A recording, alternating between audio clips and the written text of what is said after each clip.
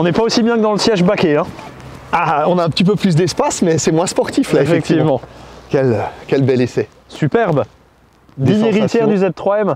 Digne héritière, et même, j'adore le Z3M, mais alors là, franchement... Plus abouti. Ouais, c'est vraiment le 6 cylindres dans sa quintessence, en atmo. C'est l'arme idéale. On aurait bien aimé qu'il continue celui-là. Ouais, c'est ça, ouais, la sonorité, c'est... C'est génial, c'est génial. C'est un moteur, on va dire, qui a quasiment 20 ans de carrière au final. Hein. Ouais, c'est ça. On a vu effectivement déjà dans le Z3.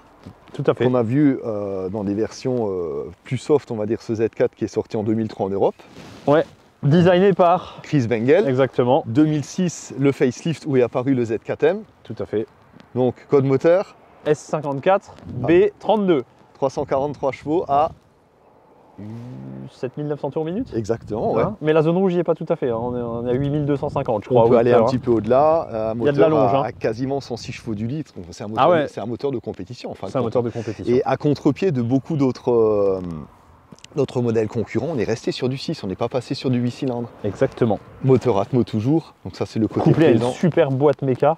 Boîte méca, répartition des masses 50-50. Ouais. Avec un différentiel autobloquant variable. Spécialité M, effectivement, ouais. Donc, qui permet de, même si une roue se lève, on perd aucune motricité, on passe vraiment tout de l'autre côté. Il peut aller jusqu'à 100%. Ouais, tout à fait. Hein.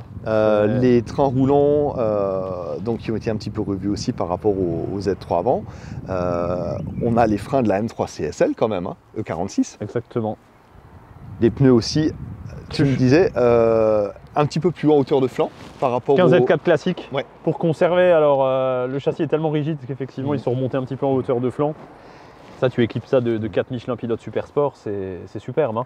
Et c'est vrai qu'on a un châssis effectivement qui est peut-être dur, une direction qu'on entend souvent critiquer, on va dire, pour sa dureté et une commande de boîte. Mais qui est hydraulique là-dessus. Ouais, qui est hydraulique, donc un toucher de route qui est vraiment authentique. Et c'est vrai que je trouve, malgré ce côté dur, on a une voiture, alors c'est peut-être un petit peu viril, mais je dirais c'est une voiture qui peut vraiment se donner un plaisir. On va redécouvrir les routes secondaires avec ça. Hein. Ouais. Et pour toi, coupé ou cabriolet? Les deux. Ouais, il faudrait presque les deux. Il faudrait les deux. Un peu plus efficace encore le coupé, un peu plus niveau rigidité. Rigide au niveau de la caisse, on le sent. Le Roadster, par contre, effectivement, les vocalises du Roadster, toit ouvert, là, il peut pas rivaliser. Un peu en forêt, à côté d'un mur, un tunnel, bon, allez, là, c'est exceptionnel. Extrême. Échappement inox en plus. Ouais. Échappement inox, ligne complète. Hein, ligne complète inox. Ouais. Tout à fait. Bon, en tout cas, on les aime toujours autant. On les aime, à fond. Voilà.